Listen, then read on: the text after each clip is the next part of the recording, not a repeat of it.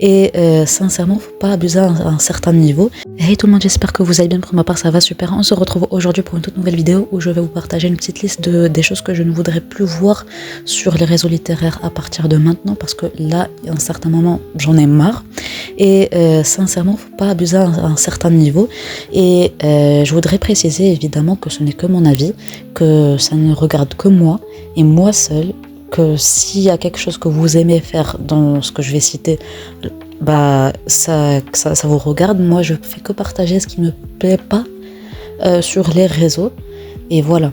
Et je tiens à préciser que je ne mets pas de date aussi, parce que je veux que cette vidéo soit intemporelle, que si une partie de cette vidéo ou entièrement ne s'accomplit pas cette année, qu'elle s'accomplisse l'année prochaine, et ainsi de suite jusqu'à ce qu'elle s'accomplisse.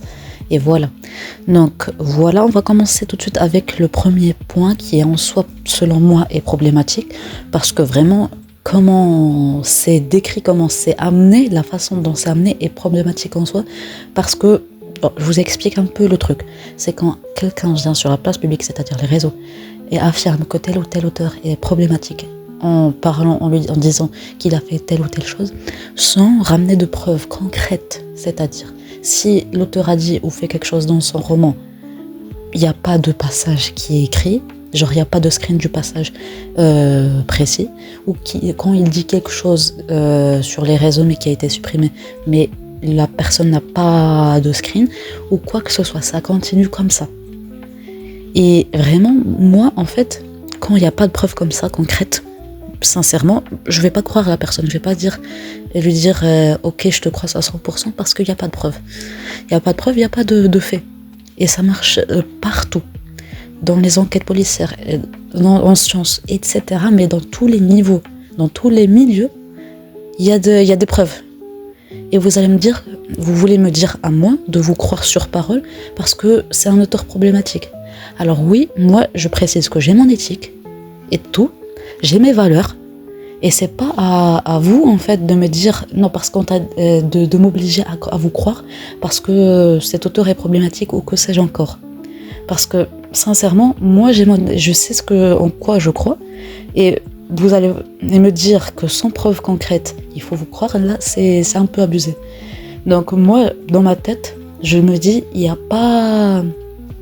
L'auteur est peut-être problématique, l'auteur ou peut-être pas. J'en sais rien, je connais pas l'auteur, je suis pas l'auteur.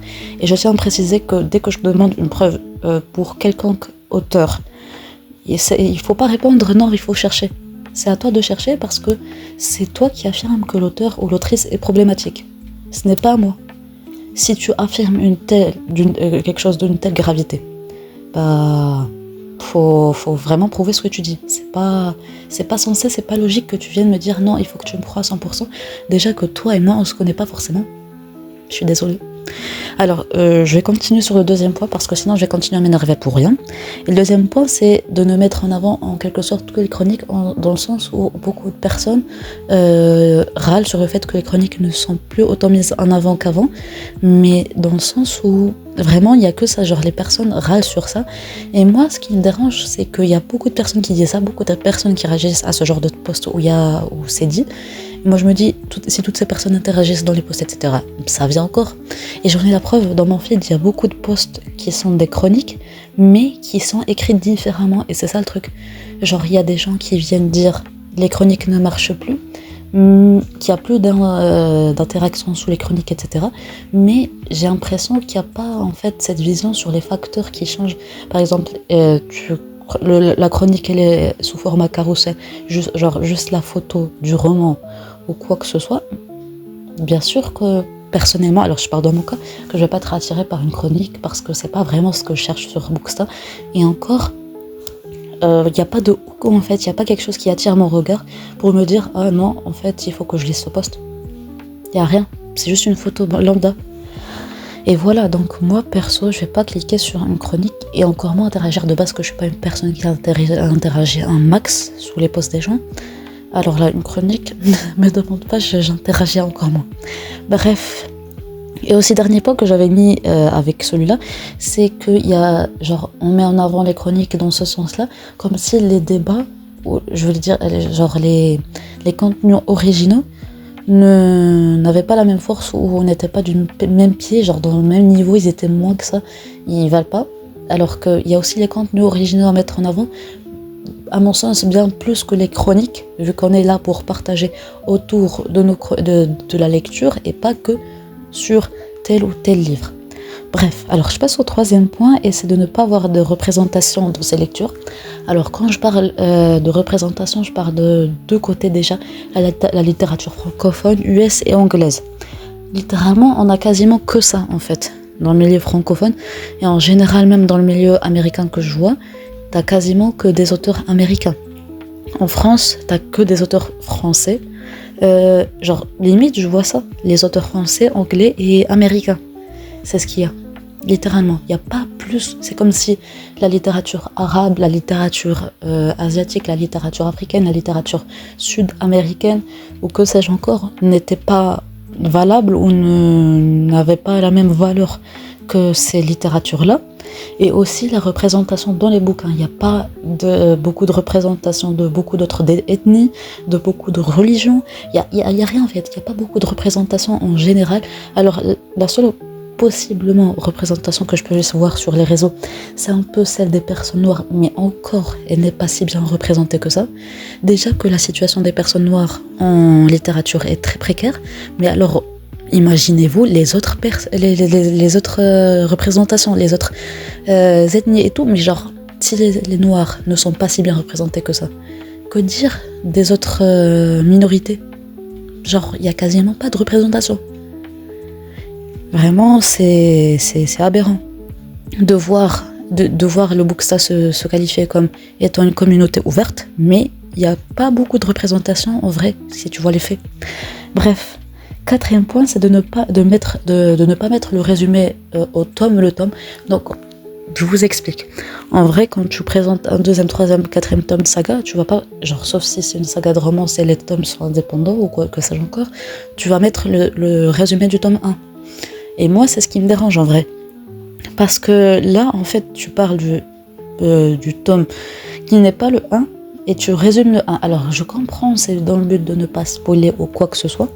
Mais moi, personnellement, je m'en fous du résumé du tome 1. Alors, il y a deux cas dans lesquels je tombe sur un deuxième tome. Mais genre, littéralement, il y a quasiment qu'une seule, on peut dire. C'est quand je tombe par hasard sur la vidéo ou la chronique.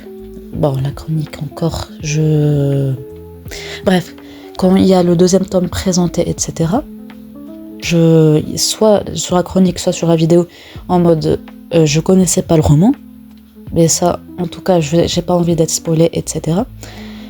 Soit c'est quand je cherche intentionnellement le roman pour voir des avis, etc.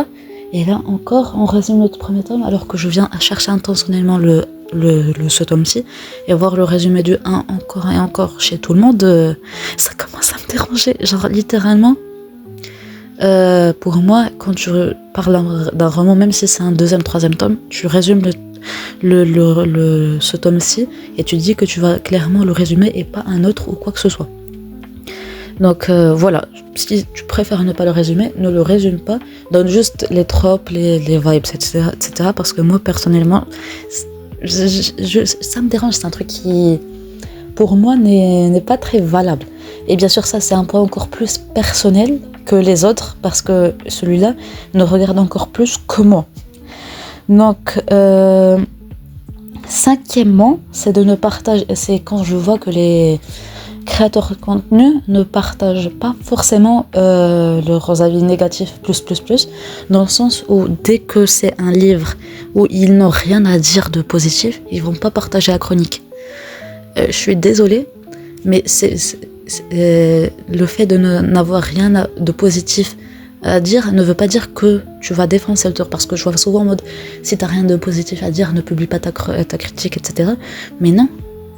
Il faut faire la différence entre être constructif, dire que ce livre a été une grosse déception, voici pourquoi, et entre une critique négative qui défonce l'auteur, qui défonce le travail de l'auteur et qui défonce le livre pour rien. Moi, je suis pour ceux qui partagent leurs avis négatifs à 100%, mais qui sont constructifs. Ils ne vont pas venir défoncer pour rien, sans raison, le livre et tout.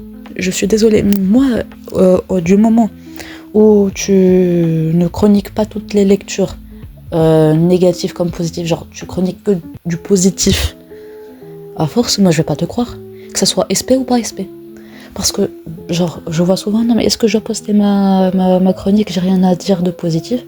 Mais pourquoi est-ce que tu te poses la question?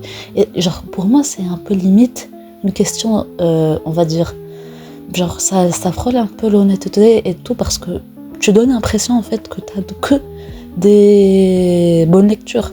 Genre, limite des bonnes lectures et des lectures un peu plus mitigées.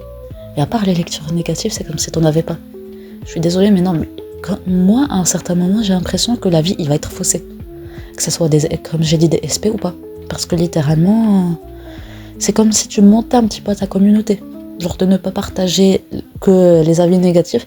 Bon, personnellement, c'est encore un autre point très très personnel. Et je vais m'arrêter là. Bref, sixième point. Bon, les 3 derniers points, je m'en rends compte, ils sont quand même assez personnels. Donc voilà, je viens de me rendre compte. Bref, 6e point, c'est quand je vois une personne râler sur sa palle à rallonge, mais qu'elle continue de recevoir ou d'acheter des livres. Alors celle-là, je ne l'ai jamais comprise et je ne la comprendrai jamais. Parce que si tu veux pas une palle à rallonge, si t'es pas prêt pour une palle à rallonge, pourquoi est-ce que tu continues à recevoir? Alors, limite, quand t'as un grand influenceur, je le sais, il y a des fois les maisons d'édition t'envoient des livres sans que tu le demandes. Mais limite, si toi tu fais qu'acheter des livres, etc., si t'es juste un lecteur sans être forcément présent sur les réseaux sociaux, et que t'assumes pas d'avoir une grande palle. Non mais genre, moi en fait, c'est un truc que j'ai jamais compris, parce que pour moi c'est juste une question de limite et de se poser des limites en mode non, ça y est, je ne vais plus acheter. Mais genre, ça, je comprends pas forcément. Personnellement, dans mon cas, j'aimerais avoir une palle à rallonge. C'est un peu mon rêve, parce que déjà de base que je lis beaucoup et rapidement. Donc avoir une palle à rallonge, c'est un peu la continuité des choses pour que je puisse être à l'aise et tranquille niveau lecture et avoir un petit peu cette marge de livres qui me font rêver et tout. Et moi, de base, ça me dérangerait pas d'avoir une palle à rallonge et de continuer à acheter. Personnellement, je sais que ça va pas forcément me déranger. Mais voir des gens râler sur ça et qu'ils continuent à acheter derrière, mais genre, c'est un peu contre-productif, je trouve. Bref, ça, c'est un peu les trucs qui me dérangent sur les réseaux littéraires. J'espère que ça va se modérer. Bon, alors, pour les 3 derniers points, comme j'ai dit, qui sont assez personnels, j'espère que ça va se modérer ou quoi que ce soit. Mais je vais pas forcément dire que j'ai envie de les voir disparaître, parce que on est tous humains et je peux pas changer grand chose. Genre, vraiment, ça ne regarde que moi. Et c'est dans ce cas-là à moi de m'adapter. Je le sais très bien. Mais pour les 3 premiers, je trouve qu'il faut qu'on fasse tous des efforts pour que ça s'améliore de ce côté-là. Bref, j'espère que cette vidéo vous aura plu et vous aura été utile. Et n'hésitez pas à me dire quelle est votre liste à vous, des choses que vous n'aimeriez plus voir sur les réseaux littéraires. Et je vous dis à la prochaine, les amis.